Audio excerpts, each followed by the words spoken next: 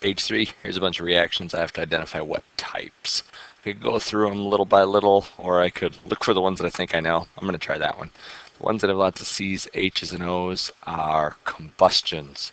So when I'm looking down through there, this is all C's, H's, and O's. This is all C's, H's, and O's, and they follow this pattern. Some fuel plus oxygen gives you either carbon dioxide in water or carbon monoxide in water. Both of them are combustion.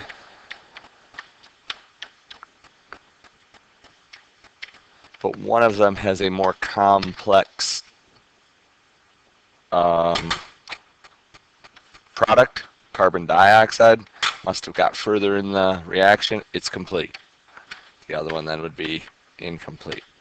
Another thing to look for is in the types of reactions are things that have either only one product or only one reactant. If it's just one thing, for instance, this one down here has just one product. This one up here just has one reactant. That can only do one thing if it has one reactant. It can break apart. That's called the decomposition. If you're taking one, two or three or more things and putting them together into one, it is called a synthesis. This is also called a combination. I'm okay with either one. Some books will stress it one way or the other. So then what's left? What's left is a lot of things where you've got products, reactants, parts changing places. Ionic substances where they're changing dance partners.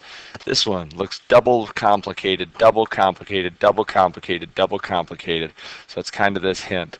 Right here, calcium's dancing with hydroxide, but when they break apart, calcium ends up dancing with sulfite.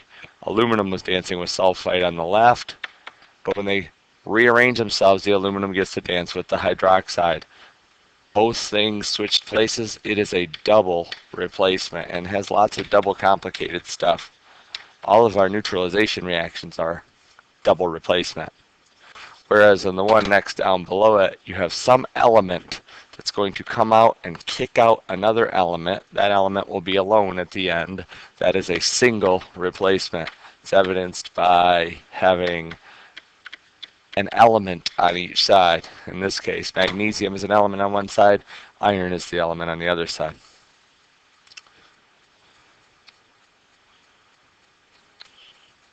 For the next part, naming acids or bases. We've already done some naming, but these are specifically acids and bases. The base that we recognize, first of all bases don't have to have a hydroxide. All they have to do is accept a hydrogen, but the vast majority of them that we dealt with have a hydroxide. So this is not anything new or any different sort of rule. It's simply a metal tied to a polyatomic. It's iron, hydroxide. But since iron is not in a column that's highly predictable, your mission will be to figure out what the Roman numeral is. In this case, it takes 3 -1 charged OH, 3 of those. So we must need a +3 iron 3 hydroxide. On to all the H's. If you are checking this piece of paper, the formula to name, it shows you some formula. We finally get to go, does the formula start with hydrogen? Yes, it's an acid. So every single one of their last names is going to be acid. So I could simply write acid, acid, acid. Next trick is to figure out, so what's his first name? The first name comes from the negative ion. And so you have to figure out what the negative ion is and then look at the name of it. This one here, a negative ion. This negative ion, according to our back of our periodic table, is sulfite. Sulfite becomes sulfus acid. Now it's okay if you write sulfus acid, and that's close enough. It will not be marked wrong, but that one's one where even though the rules tell us that we make it sulfus, they don't really drop the R. It's sulfurous acid. Next one, PO4. That is phosphate.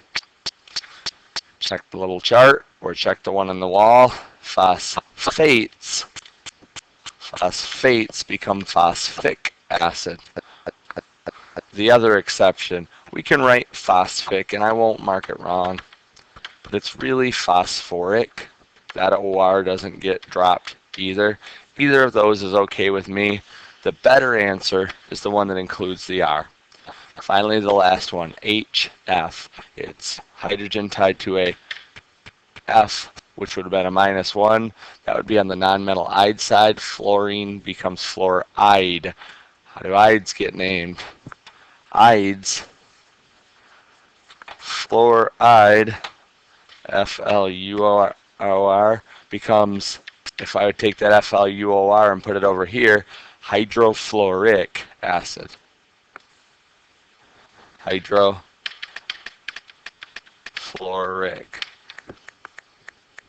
So the next ones are working in reverse. I have to look at the formula, or look at the name, make a formula. This first one is a base. It isn't anything new. If you have nickel with a +2 and OH with a -1, when you crisscross the charges, you're going to need 2 of those. You'd write it as nickel hydroxide, NiOH taken twice. All the next ones say acid, acid, acid. So if I'm really looking back at not the naming rules, but name to formula, do you see the word acid? Yes. H plus is the positive ion. So every single one of these is going to start with an H plus. So I know it's going to be H plus tied to something, H plus. By the way, on the test, you can just write the formula. You don't have to go through this process, but I'm just going to explain it. H plus. So how do we figure out its last name? Well, its last name is based on H plus is the positive ion, and you use the acid rules to find the negative ion. Just what we did. In fact, somebody wrote them right here. That is on your paper, or it's on the wall. And once you figure out what the negative ion is, make sure you crisscross the charges. For instance, that first one,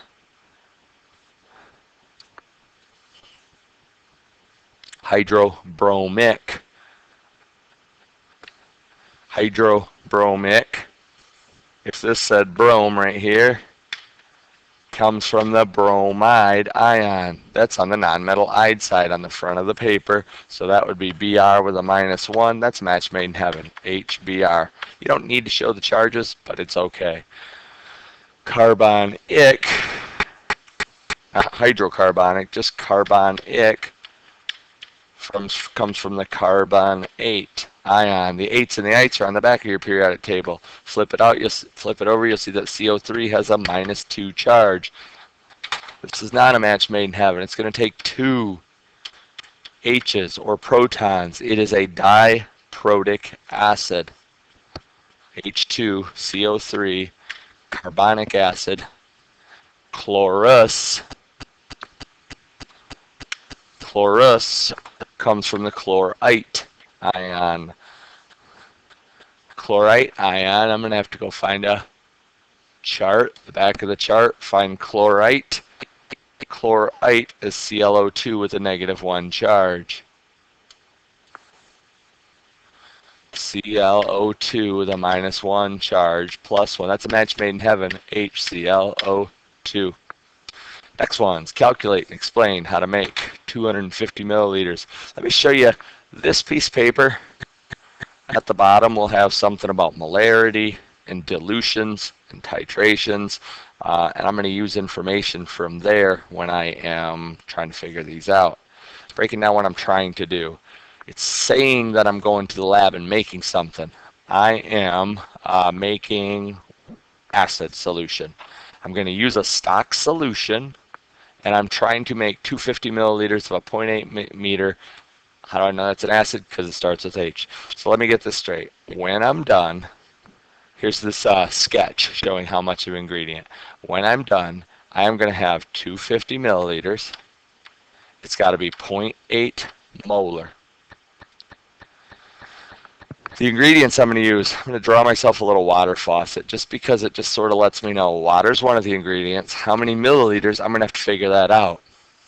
What else am I going to use? I'm going to get the strong bottle of H2SO4. It's 16 molar H2SO4. How much of that am I going to use? So what this does is not shows I have art skills. It just shows me trying to figure out how am I getting, what am I making? I'm making 250 milliliters. And I'm going to add two different liquids together. One is a strong acid coming from the stock solution, and the other one is water. So how much of each? When I go get this formula, both titration and dilution have the same formula. M1V1 equals M2V2. M1V1 equals M2V2. For this one, when I'm making dilutions, I can think of this as like, this maybe is my new stuff that I'm trying to make, and this is the stock stuff that I had available to me. So what did I have available to me? I had 16 molar. How much of that am I going to use? That's the big question. I'm trying to figure out how much of that to use. What am I trying to have? I'm trying to make 0.8 molar. How much of it do I need? 250 milliliters. Big question, do I have to change that to liters? No. In this case, I don't have to. Nothing about that formula says I have to use liters. I could, but it just isn't necessary. Divide by 16 molar, cross that out. What you do to one side, you have to do to the other. This is going to tell me how much of that acid I need to use. 0.8 times 250 divided by 16 equals, I need 12.5 milliliters. Equals 12.5 milliliters. All the rest is going to be water. How much water is that? Well, if I need 250 total and 12.5 of it is acid, looks like when you subtract that, that's going to be 237.5 milliliters of water. The next one's also making a solution. You're of course going to use water to make a solution. I suppose there's other solutions, but this one's going to be water. And this time we're going to use a solid calcium hydroxide, so we're making a base. Same idea. Try to figure out what it is you're going for here. I'm going for, when I'm all done, I'm trying to make 250 milliliters again, 0.8 molar again, but this time I'm going to be using, I don't know, I'm just making this look like a salt shaker or something like that. Calcium hydroxide. Got to make sure I have the right formula there. I need to know how many grams. It's a solid, so how many grams? The other ingredient is going to be water.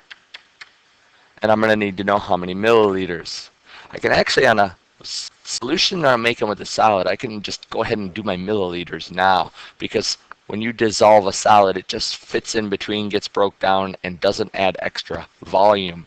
If I need 250 milliliters total, I'm going to need 250 milliliters of water. Different than the one before it where I had to subtract because we were putting two liquids together. The key question is, how many grams? Going to the other formula. The other formula says about molarity equals moles per liter, or I'll set it up as a round little buddy. Molarity equals moles per liter. I can solve for the moles part, and then this note says can be changed to grams. Let me show you what that looks like. Big M, molarity, equals moles per liter. And in this case, I didn't make up that liter part. I have to stick with that. It says liters, and I have to change things into liters. What am I really trying to do? Well, I need to know grams, but none of that says grams. But if I cover up the word moles, that's my way of covering it up, I'm going to have to do molarity times liters. Molarity, 0.8 big M. Liters, I have to change this. Remember that 1 liter equals 1,000 milliliters. It's a factor of 3 decimal places. Move the decimal over 1, 2, 3. 0.250 liters. 0.8 times 0.250 equals 0.2. What's that going to be? Moles. Well, that's not what I need. I need grams. This is calcium hydroxide, so you have to figure out, make sure you get the right formula. How much does a mole of, I'm going to just go down here, how much does a mole of calcium hydroxide weigh? Well, you have 40. You have 2 oxygens, so that's 32. You have 2 hydrogens, that's 2 more. I'm getting a grand total of 74 grams. So 0.2 mole times 1 mole of that stuff is 74 grams. It looks like it's going to be a 14.8. Double check with the calculator. 0.2 times 74. 14.8 grams dissolved into 250 milliliters of water. So I keep the milliliters over here because that's how we measure stuff. But when the formula tells me it has to be in liters when I'm doing my calculation, I have to change that to liters. I didn't do that on the one before that because that formula doesn't say it has to be liters.